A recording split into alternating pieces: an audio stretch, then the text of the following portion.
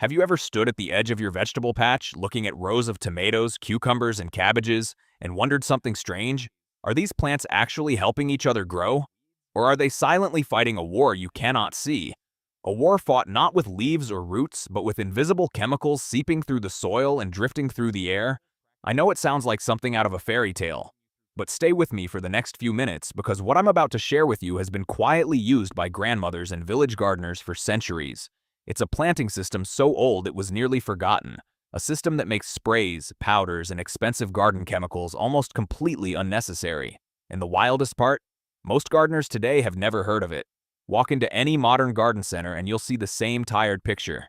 Neat little rows, tomatoes here, carrots there, onions in a perfect line far away from everything else.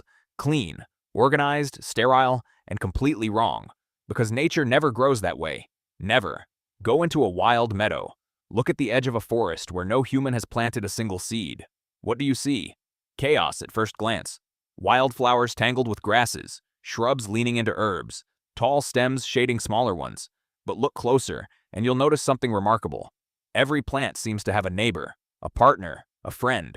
These are what old gardeners used to call plant brotherhoods. And once you learn to see them, your garden will never look the same again. So let me show you the very first brotherhood. The one I want you to try this season, even if you try nothing else. Beets and leeks. I know, it sounds unremarkable.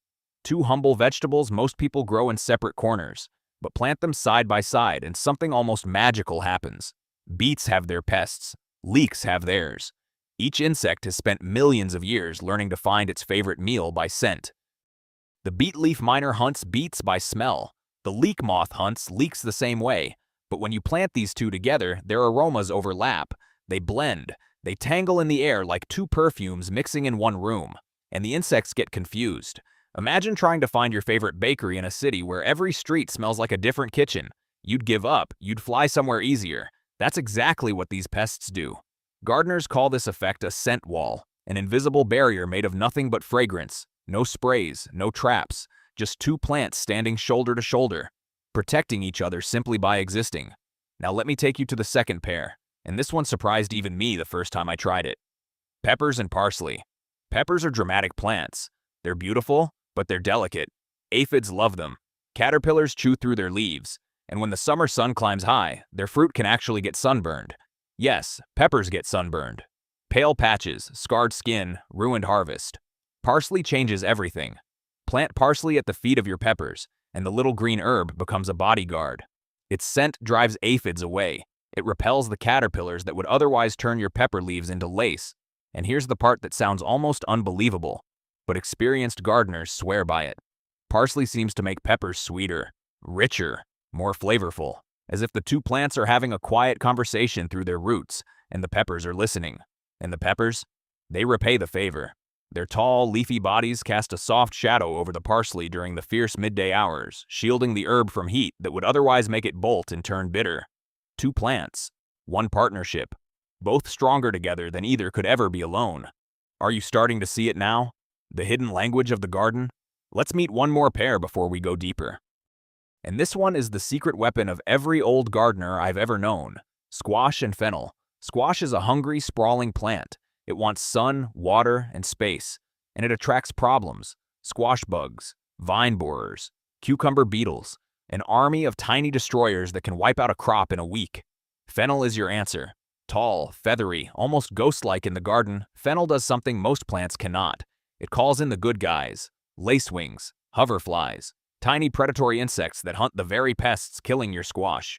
Fennel becomes a lighthouse, shining its scent across the garden and whispering, come here, there is food." And those beneficial insects arrive. They feast. They lay eggs. They patrol your squash patch like silent guardians. But fennel does something else, something quieter and just as important. Its deep roots and feathery shade help lock moisture into the soil. On a hot July afternoon, when the earth around unprotected squash cracks and dries, the soil beside fennel stays cool and damp. Your squash keeps producing, week after week, long after your neighbor's vines have shriveled. 3 pairs, 3 brotherhoods, and we've only just begun. Because in the next part, I'm going to show you something even more powerful. A group of partnerships so protective that old villagers used to call them the silent guardians. Plants that stand watch over broccoli and carrots the way a shepherd watches a flock. Plants that deal with cabbage moths, carrot rust flies, and soil-dwelling enemies you cannot even see. One of them is a flower most people think is purely decorative. Another is an herb you've probably walked past 100 times without realizing it could save your entire harvest. And one of them, I'm not exaggerating, literally sacrifices itself so your pumpkins can live. But before we go there, I want you to do something. Picture your garden right now. The beds, the rows, the empty spaces between plants. Because everything you're about to learn is going to change how you see those spaces forever. Ready? Let's keep going. So let's talk about the silent guardians.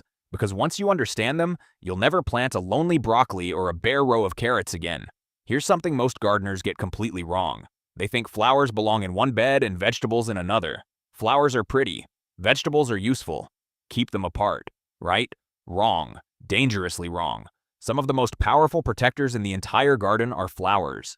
And the first one I want to introduce you to has saved more broccoli harvests than any pesticide ever invented. Broccoli and tagetes. You probably know tagetes by its more common name, marigolds. Those cheerful orange and yellow blooms your grandmother probably grew along her fence. Most people think they're just decoration. They are not. Tagetes is a warrior. Broccoli has one great enemy, the cabbage moth. A small white butterfly that looks harmless, almost sweet, fluttering through the garden on a sunny afternoon. But every time she lands on a broccoli leaf, she lays eggs. And those eggs become green caterpillars that can strip a broccoli plant to its skeleton in days. Tagetes stops her. The sharp, pungent scent of marigold leaves and flowers confuses the cabbage moth completely. She flies in, gets hit by that wall of aroma, and simply leaves. She goes looking for broccoli somewhere else. Somewhere without marigolds standing guard. And below the soil, tagetes does something even more remarkable. Its roots release natural compounds that poison tiny worm-like creatures called nematodes. These microscopic pests attack broccoli roots from below, weakening the plant without the gardener ever knowing why. Tagetes cleans the soil, quietly, invisibly, season after season. Now let me take you to the second guardian pair, and this one solves a problem that has frustrated gardeners for generations: carrots and chervil. If you've ever pulled up a carrot and found ugly brown tunnels running through it, you've met the carrot rust fly, a tiny insect that can ruin an entire crop. And the worst part? She finds your carrots by smell. That sweet, earthy carrot scent travels through the air like a dinner bell, and she comes running. Chervil is the answer. This delicate herb with its soft, lacy leaves produces a scent that wraps around the carrot's aroma like a veil. The rust fly flies past. She smells something, but not clearly. Not enough to stop. She moves on, and chervil does more than hide. It actively attracts tiny predatory wasps, gentle insects that pose no threat to you but hunt down the pests that would otherwise feast on your carrots. A bodyguard and a decoy in one small plant. Now the third pair, and this one protects something precious. Raspberries and chives. Raspberries are a gift, but they're also fragile. Beetles chew their leaves. Powdery mildew can coat their stems in a ghostly white film. One bad season and years of growth can be damaged. Chives change the rules. The sulfur compounds inside chives create an invisible bubble of protection around every plant. Roughly a forearm's length in every direction, the air becomes hostile to beetles, mildew spores, and fungal threats. Plant chives at the base of your raspberries, and you've built a living fortress. And here's the beautiful part. Chives bloom. Those soft purple flowers bring bees. The bees pollinate the raspberries. Your harvest doubles. Now let me tell you about the final guardian of this section. And I have to warn you, this one is emotional. Pumpkin and borage. Borage is a rough, hairy plant with sky blue star-shaped flowers. It doesn't look like much, but borage is a hero, in every sense of the word. Here's what it does. When aphids and cabbage worms arrive looking for pumpkins, borage offers itself. The pests land on borage first. They feed on borage. They stay on borage. Meanwhile, your pumpkins grow untouched, heavy, golden, perfect. Gardeners have a name for this. They call borage a decoy martyr, a plant that takes the damage so another can live. And as if that weren't enough, borage gives you those beautiful blue flowers. Edible, sweet, tasting faintly of cucumber. You can scatter them on salads, freeze them into ice cubes, feed them to children who will remember them forever. One plant sacrificing itself so your harvest can thrive. Are you starting to feel it? The quiet intelligence of the garden? The way these plants, left to their own wisdom, form alliances we can barely understand? Before we go further, I want to ask you something.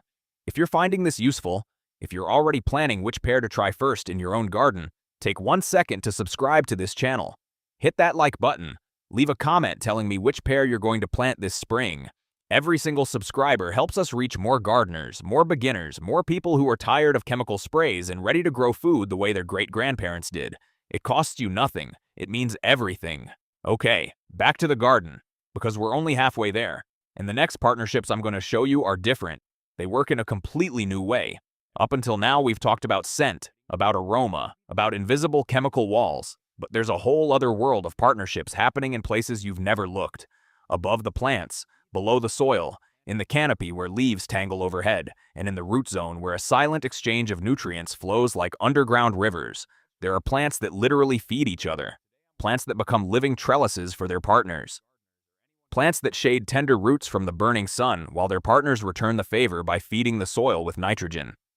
One of these pairs is a regional twist on the ancient Three Sisters method, adapted for gardeners who don't have space for corn. Another is a combination so surprising you'll wonder why nobody told you about it before. A leafy green paired with a humble root vegetable, and together they solve three problems at once. And one of them involves an herb most people only use for cooking. But planted correctly, it becomes a living blanket for an entire garden bed. So take a breath. Picture your beds again, because the architecture of your garden is about to change. Let's keep going. Let's start with a partnership that shows you exactly how plants can feed each other. Literally, root to root. Okra and pole beans. Okra is a beautiful plant. Tall, tropical looking with pale yellow flowers that open like little suns. But okra is also a glutton. It wants nitrogen, lots of it. And nitrogen is the one thing most garden soils run short of by midsummer. Enter pole beans. Beans have a secret most gardeners underestimate. Down in the soil, their roots form tiny round nodules. Inside those nodules live microscopic bacteria that pull nitrogen straight out of the air and pump it into the soil. Think about that for a moment. These plants are quite literally fertilizing the earth around them for free every single day they're alive. Plant pole beans beside okra, and the okra drinks up that nitrogen like a thirsty traveler at a well. The leaves turn deeper green. The stems grow thicker. The pods come faster and keep coming longer, but the partnership goes further. Pole beans climb. They reach out with curling tendrils, wrap around the okra stems, and use them as a living trellis. Meanwhile, those tangled stems form a barrier near the ground. Flea beetles, one of okra's worst enemies, get lost in the maze and move on. Two plants. One feeds, one climbs. Both win. Now let me show you a pair that solves three problems at once. Spinach and turnips. Most people plant spinach in one bed and turnips in another. Completely separate, completely wrong. Here's what happens when you plant them together. Spinach grows low and wide, spreading its broad leaves across the soil surface like a green blanket. Turnips grow downward, pushing their round shoulders up through the earth just below. That blanket of spinach does three things at once. First, it shades the turnip shoulders. Exposed turnip tops turn tough, green, and bitter under direct sun. Covered ones stay tender, sweet, and pale. Second, it blocks weeds. No bare soil means no space for unwanted seeds to sprout. Third, and this is the clever part, the spinach canopy creates a maze for crucifer pests. Flea beetles and cabbage root flies navigate by sight.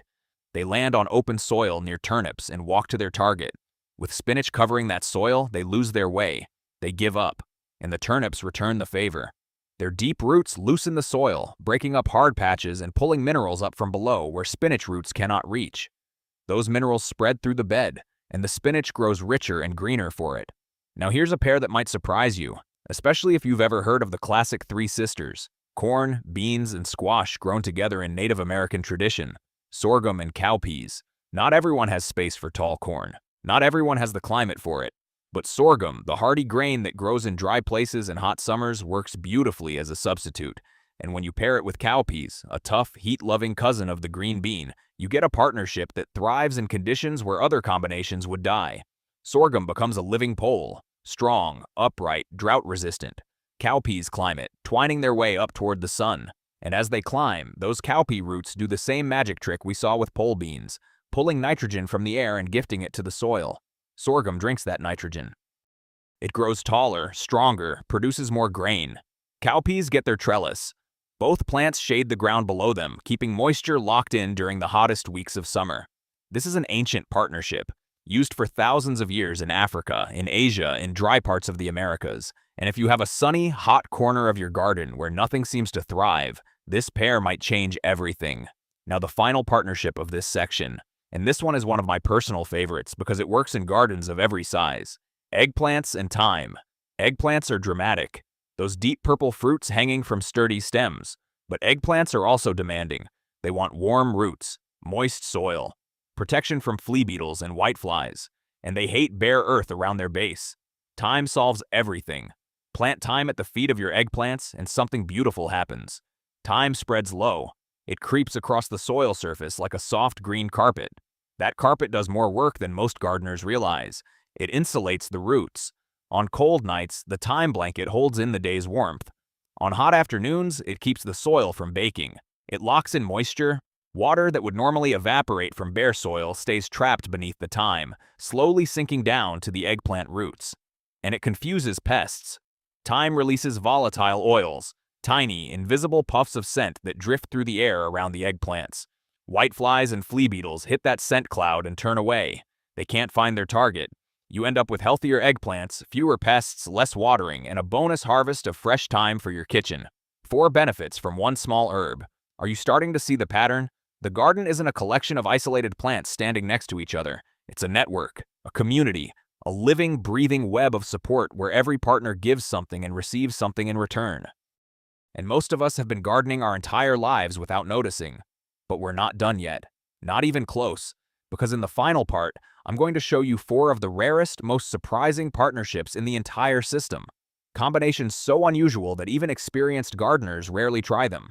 One of them involves a giant, towering plant you probably think of as a weed, but it turns out to be the perfect protector for one of summer's most beloved fruits. Another pairs 2 root vegetables that most gardening books tell you to keep apart, when in reality they make each other grow faster. And after those 4 pairs, I'm going to share something even more important. 3 golden laws of garden planning that tie everything together.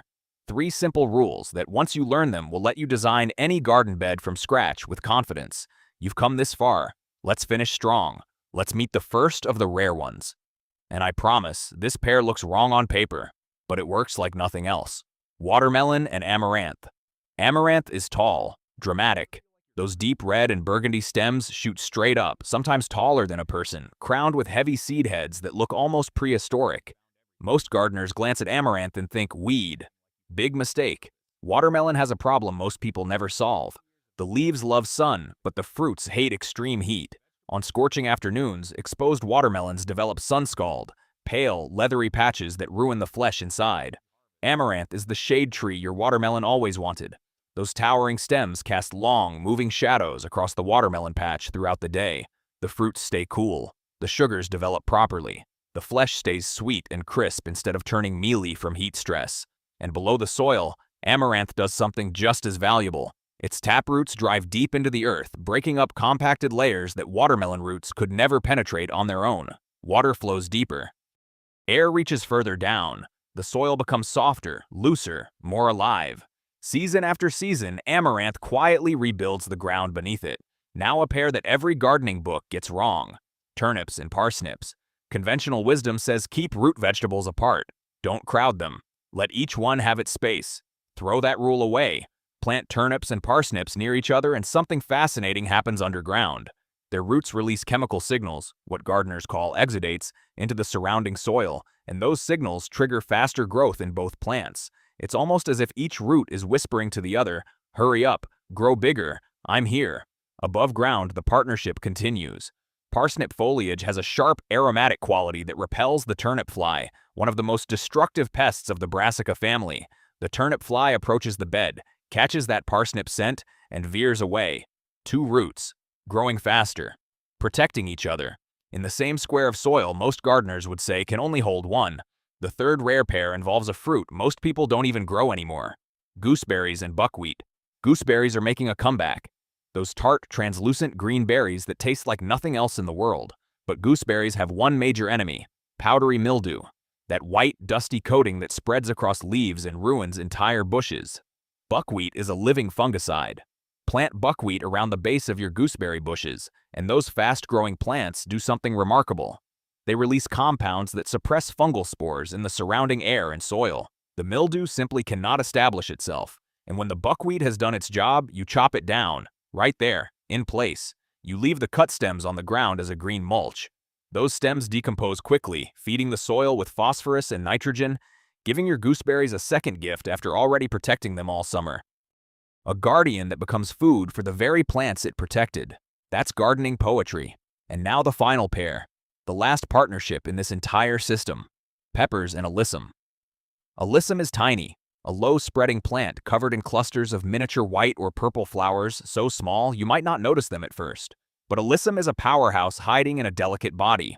Below the soil, alyssum roots release compounds that suppress root knot nematodes, those microscopic pests that form ugly swellings on pepper roots and slowly choke the life out of the plant. Gardeners who battle nematodes year after year often discover that alyssum solves the problem quietly without any intervention. Above the soil, those tiny flowers are magnets.